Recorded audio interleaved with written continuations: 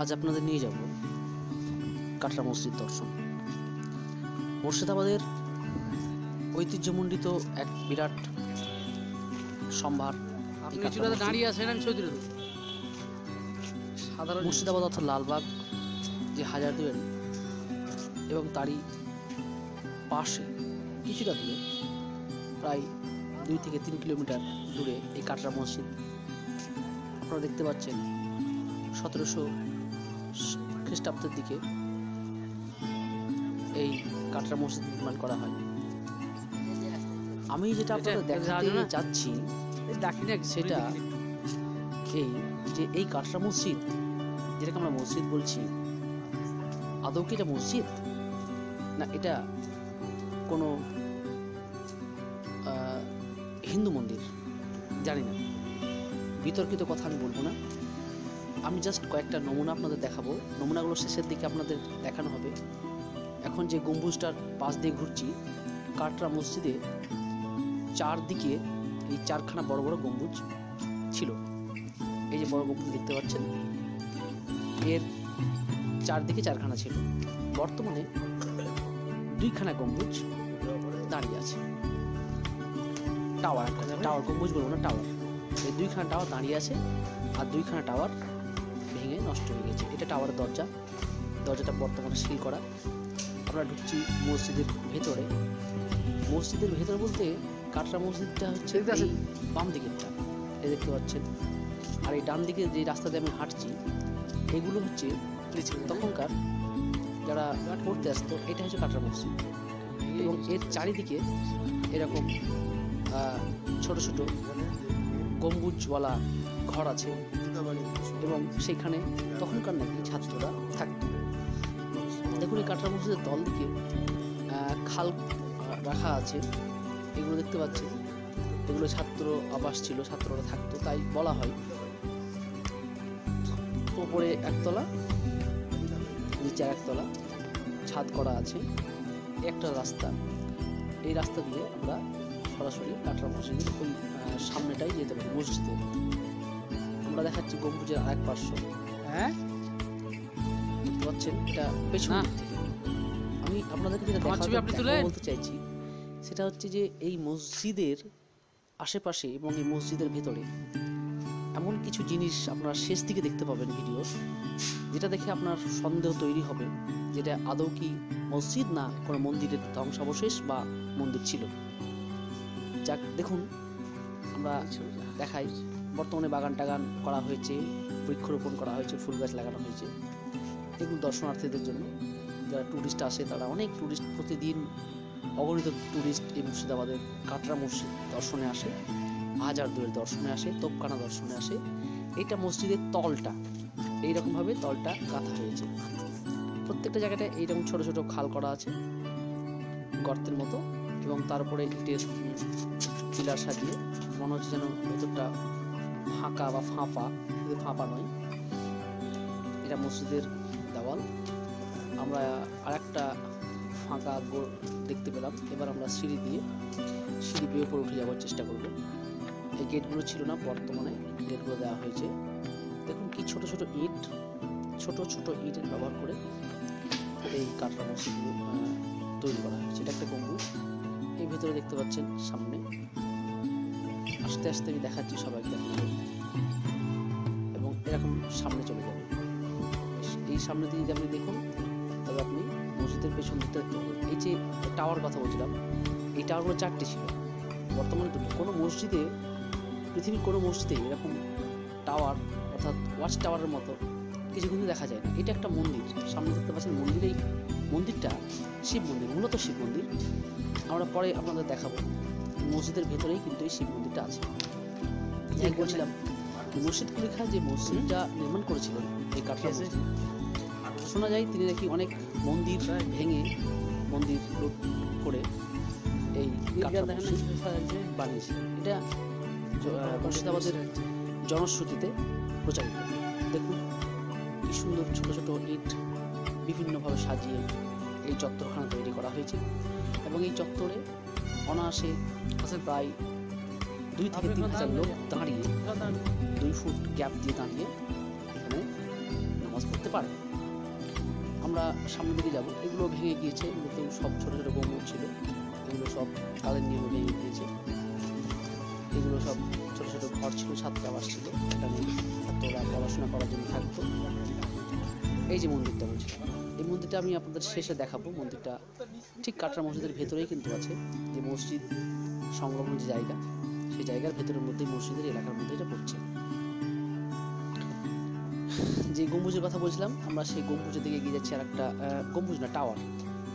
এই যে গম্বুজটা আছে, এই গম্বুজের ঠিক এই যে শেষ প্রান্ত, এইখানে আর একখানা টাওয়ার ছিল। এই দেখুন, তাহলে 3খানা টাওয়ার। ঠিক এর অপোজিট দিকে আর একখানা টাওয়ার, যেটা ভেঙে ধ্বংসাবশেষটা আছে, কেবল নিচের বেসমেন্টটা আছে। এই ভিতরে ভিতরে যাওয়া হতো। এবার আমরা নিচটা দেখাচ্ছি। এই সামনেরটা হচ্ছে কাটরা মসজিদ। এটা যে মসজিদ, 5খানা গম্বুজ ছিল, বর্তমানে 2খানা গম্বুজ আছে, আর 3খানা গম্বুজ ধ্বংস হয়ে গিয়েছে। রিসেন্ট এই 2 থেকে 3 বছরের মধ্যে 2খানা ভেঙে পড়েছে। এটাও যে বর্তমানে 2খানা আছে, সেই 2খানাও কিন্তু জীর্ণ দশা। এগুলো হয়তো কবে ভেঙে পড়ে যাবে। টুরিস্টদেরকে ভেতরে যেতে গম্বুজের তলা থাকতে বারণ করা হয়, কারণ কখন হয়তো ভেঙে পড়ে যাবে, যেটা গাইড থাকে তারা বলে দেয়। অনেক দর্শনার্থী এখানে এসেছেন মসজিদ দর্শনে। আপনারা মুর্শিদাবাদ গেলে পরে অবশ্যই এই কাটরা মসজিদটা দেখে যাবেন, আপনাদের সবার কাছে আমার এই অনুরোধ। এবার আমরা ঠিক কাটরা মসজিদের সামনের দিকটা দেখাবো। এটা হচ্ছে সামনে, এটা হচ্ছে সামনে, মানে ইসলামী মতে মসজিদের মুখটা পূর্ব দিকে হয় এবং মসজিদের পেছন দিকটা পশ্চিম দিকে হয়। এটা হচ্ছে সামনে মসজিদ। এইগুলো সিঁড়িগুলো দেখতে পাবেন, এই সিঁড়িগুলোতে ইটের পরিবর্তে কিন্তু পাথর ব্যবহার করা হয়েছে। ভারতবর্ষের বা মুর্শিদাবাদের যে সমস্ত মসজিদ, অন্য কোনো মসজিদে কিন্তু পাথরের কোনো ব্যবহার নেই। সিঁড়িগুলো সবগুলো কিন্তু পাথর। ওই পাথরগুলো ভালো করে লক্ষ্য করে দেখতে পাবেন, সব খুব সুন্দর করে শেপ সাইজ করে কাটা আছে এবং সেগুলোকে বসানো হয়েছে। এবং এই পাথরের ঠিক নিচে, এই যে মসজিদের এই পাথরের নিচে মেন লোকগুলো দাঁড়িয়ে আছে দেখতে পাচ্ছেন, সেইখানে আছে মুর্শিদ কুলি খাঁর সমাধি। তার অন্তিম ইচ্ছা অনুযায়ী তাকে ওই সিঁড়ির নিচে কবর সমাধিত করা হয়েছিল তার মৃত্যুর পর, যাতে যারা নামাজ পড়তে যাবে তাদের যেন সহযোগিতা পায়। অনেক মানুষ এসেছেন, সামনে দেখতে পাচ্ছেন এটা মুর্শিদ কুলি খাঁর সমাধি। এই ঠিক যেদিকে দেখাচ্ছি আপনাদের আমি, এগুলো কিন্তু কাঠের তৈরি। এগুলো কাঠের, পরিবর্গগুলো কাঠের। দেখাচ্ছেন, বোঝাচ্ছেন, কথা বলার চেষ্টা করছেন। এবার আমরা ঠিক একটু অন্য জায়গায় নিয়ে যাবো আপনাদের।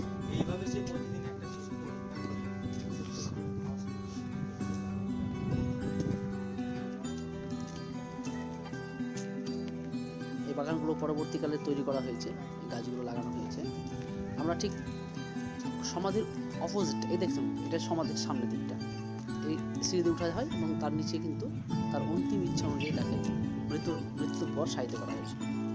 এটা হচ্ছে আরেকটা দিক। এখানে আমরা ঢুকে যাবো। দেখুন, এদিকটা সিল করা আছে, বন্ধ করা আছে, একদিক খোলা আছে, একদিক কিন্তু সিল করা আছে। এটা হচ্ছে আপনার পেছন দিক। এবার আমরা সামনের দিকে চলে যাব। এটা হচ্ছে সেই ঐতিহ্যবাহী এবং কাটরা মসজিদ। আপনাদের আমি শেষের দিকে দেখাবো যে কাটরা মসজিদে মন্দিরের কোনো অবশেষ বা কোনো নিশানা আছে কিনা। ইটগুলো খুব সুন্দর করে সাজানো আছে। আমি কথাও তো বলছি না, আপনারা দেখুন। কি আবার মাথাটা ফেলে করতে এসে নিচে রেখেছেন। এবার আমরা মসজিদের ভেতরে আস্তে আস্তে ভেতরে ঢুকে যাবো। দেখুন, এই দরজার সামনে যে ফটকটা আছে সেটা কিন্তু পাথরের তৈরি। গোটা মসজিদটা কিন্তু ইট চুন শক্তির তৈরি। এখানে ইসলামী কোরআনের বাণী লেখা আছে এই জায়গাটাতে,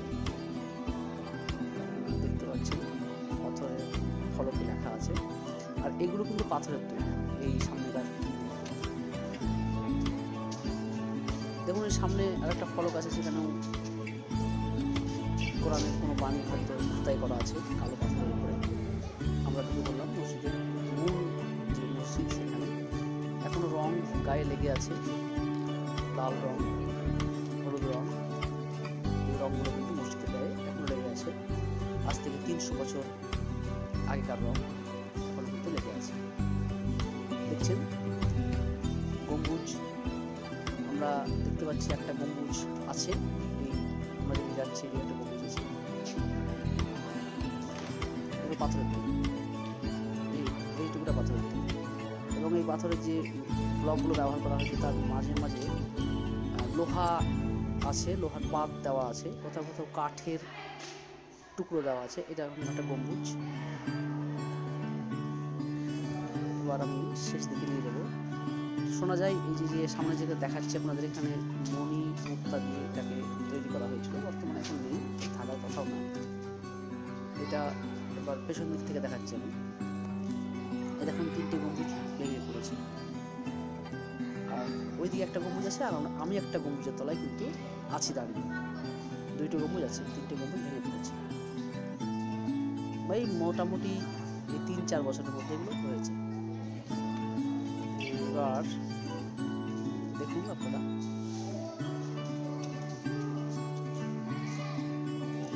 টুরিস্টরা এসে ছবি তুলছে, নিজেকে ক্যামেরা বন্দি করার চেষ্টা করছে। সত্যি ইতিহাস অনেক কিছু বলে, ইতিহাস অনেক কিছু লিখে রাখে, অনেক কিছু মনে করিয়ে দেয়। আমরাও একদিন ইতিহাস হয়ে যাব। ইতিহাসের পাতায় মানুষ নিজেকে বন্দি করতে চায়, কিছু থাকে, কিছু চলে যায়। জীর্ণ দশা, এইগুলো ড্যাম ধরে গিয়েছে, যখন তখন ধসে পড়তে পারে এগুলো।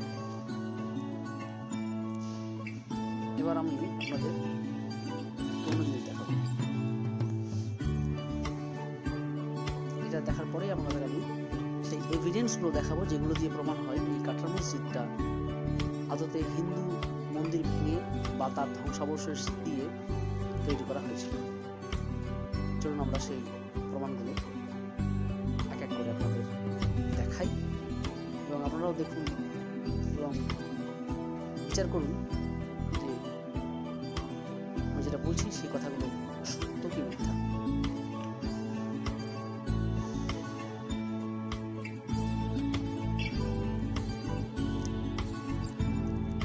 মেঝেতে কোনো কিন্তু পাথরের ব্যবহার করা হয়নি, মেঝেটা ঢালাই করা আছে। ঢালাই বলতে চুনসুকি ঢালাই, পাথরের কিন্তু মেঝে না।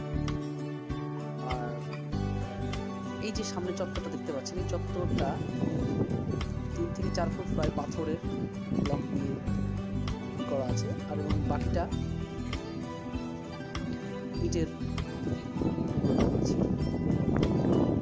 সাজানো আছে। আর এই ব্লকটা দেখতে পাচ্ছেন সামনের চত্বরটা, এটা পাথরের সম্ভবত কোনো মন্দিরের ধ্বংসাবশেষ দিয়ে এগুলো তৈরি করা হয়েছে বা মন্দির। এইখানে দেখুন একটা পদ্ম আঁকা দেখতে পাওয়া যাচ্ছে। কোনো মসজিদে কিন্তু এরকম ব্যবহার করা হয় না, তাহলে এটা মন্দিরের ধ্বংসাবশেষ হতে পারে। দেখুন পদ্ম স্পষ্ট বোঝা যাচ্ছে, পদ্ম ফুল 1, 2, 3, 4, 5খানা পদ্ম ফুল আছে। কোনো মন্দিরেরই ধ্বংসাবশেষ হতে পারে। বাকি কিন্তু কোথাও আপনি দেখতে পাবেন না, এই চত্বরের মধ্যে কোথাও দেখতে পাবেন না। আর কোথাও একটু অন্য কোনো কারুকার্য কিন্তু নেই, এটা কিন্তু পাথরের তৈরি। এটা হচ্ছে সেই সমাধি, আমি সমাধির কাছে আবার নিয়ে এলাম আপনাদের। এটা হচ্ছে সেই মুর্শিদ কুলি খাঁর সমাধি, এখানে তিনি শায়িত আছেন, তার মরদেহ। যেটা বলছিলাম, এই মসজিদের কোথাও কোনো ফুল বা কোনো রকম কারুকৃতি কোনো পাথরের গায়ে কিন্তু খোদাই করা নেই, শুধু ওই একটাই শুধু আছে। আমি অনেক খুঁজে আমার চোখে শুধু একটাই পড়েছে। এই দেখুন শিবলিঙ্গের যে জনি থাকে, সেই জনিটা কিন্তু এখানে এই যে ব্যবহার করা হয়েছে জল বার করার জন্য। দেখুন সব স্পষ্ট দাগ বোঝা যাচ্ছে, এটা কিন্তু শিবলিঙ্গের জন্য।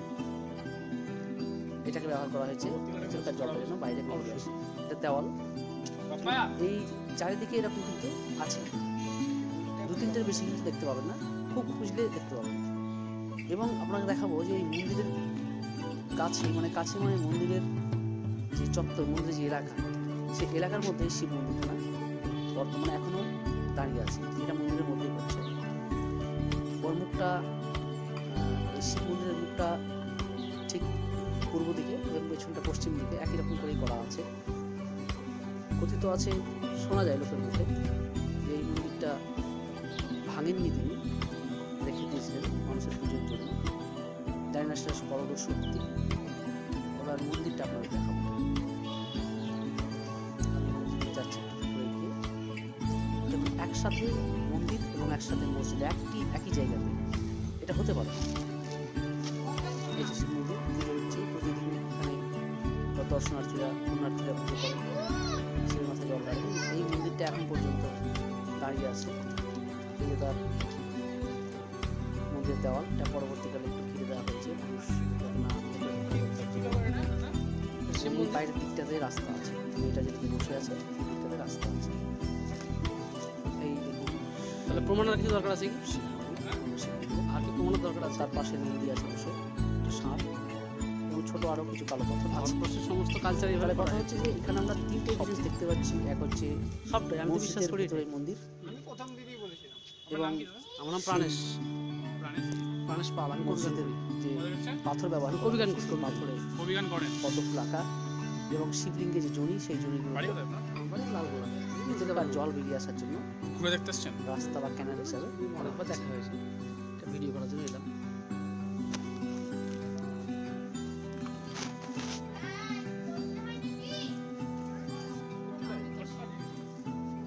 ভিডিওটি ভালো লাগলে ধন্যবাদ। অন্য কিছু জানার থাকলে কমেন্ট করে জানাবেন। নমস্কার।